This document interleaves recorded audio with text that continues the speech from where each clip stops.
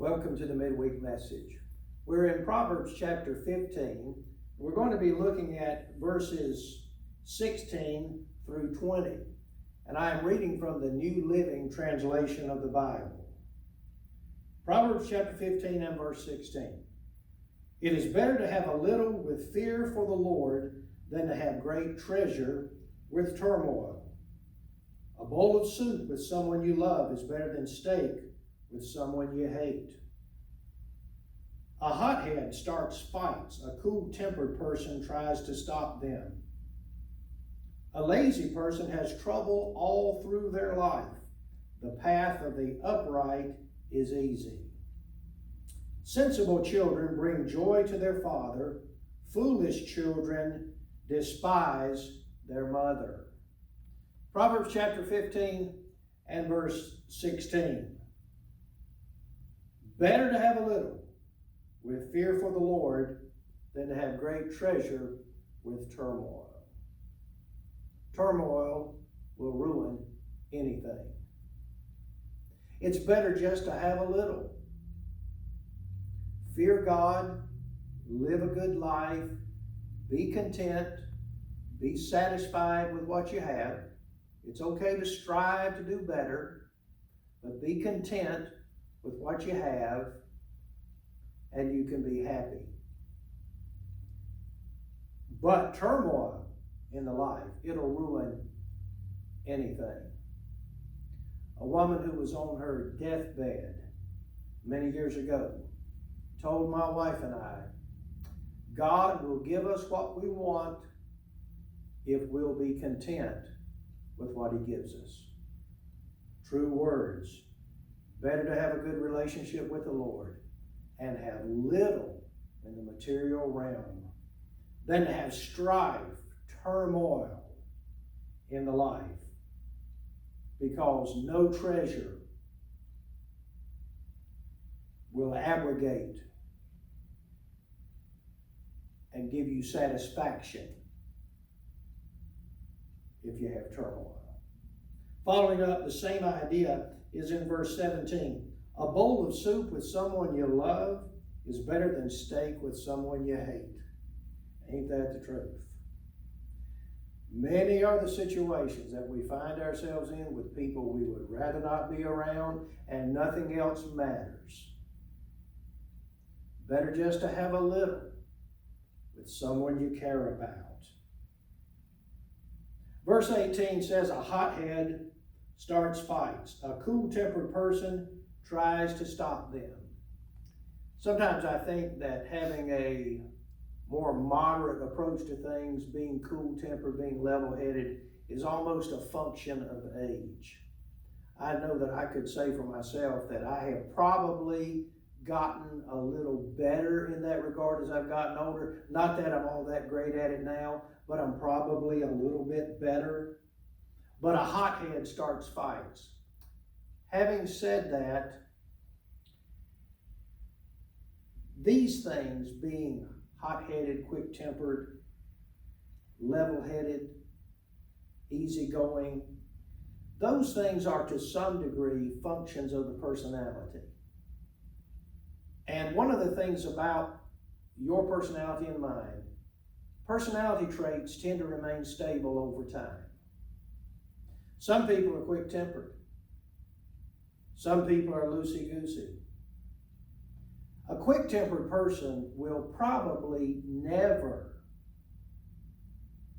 be the opposite of their natural inclination. They can get better, but that will probably always be a characteristic they have. Just like some people are shy. They may become more outgoing and be very social, but they probably still remain shy. And so, some people have a personality that tends toward conflict. But a cool-tempered person tries to smooth over difficulties.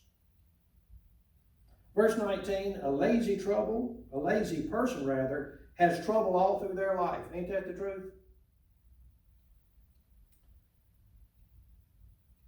A person that's lazy will never be able to bring their lives to the type of fruition that we'd like to see. There will be trouble all throughout their life.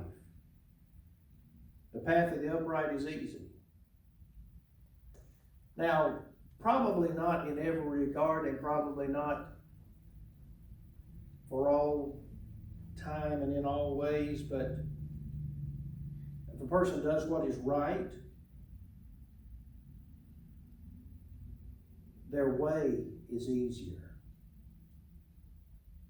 It's always easier to tell the truth than it is to tell a lie, because you never have to try to remember what you said. But if you're a person that tends to procrastinate, that doesn't finish things, that prefers ease over industry, you'll have trouble all your life.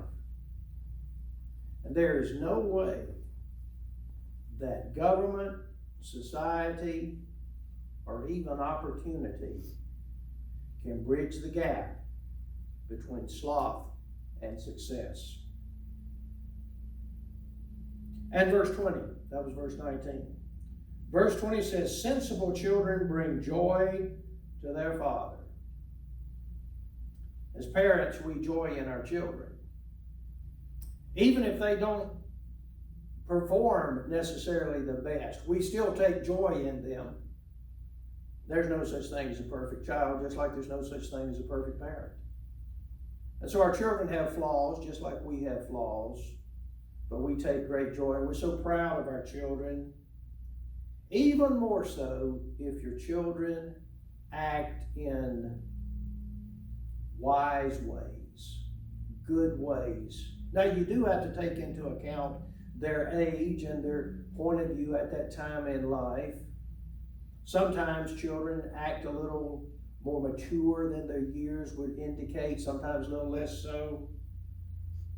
But when our children behave themselves well, boy, what a sense of pride it gives to the parents. Now, this says the father, but then it gives the other side of the equation.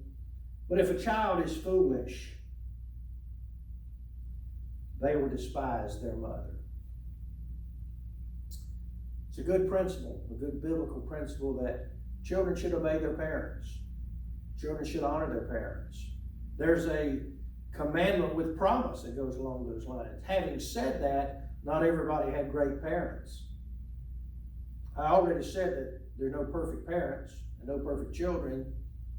You've got your faults and I've got mine. But there's some parents who don't do a very good job at all, don't really care much for their children. That being true, it still does not negate the general principle that children should honor their parents. And it's a foolish child that despises their mother. One thing about parent-child relationships, the parents love the children more than the children love the parents. Now, if you are an older person now, you no doubt appreciate your parents, and your love for them has increased over the years. And understand that you may take exception to what I just said, but let me illustrate. The kids don't sit around thinking, I wonder why mom doesn't call. There's something about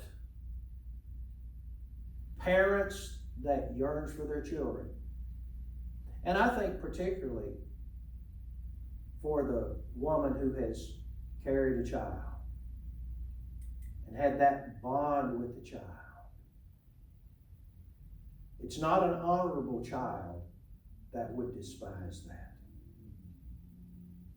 But how wonderful it is to parents when their children act sensibly, even wisely.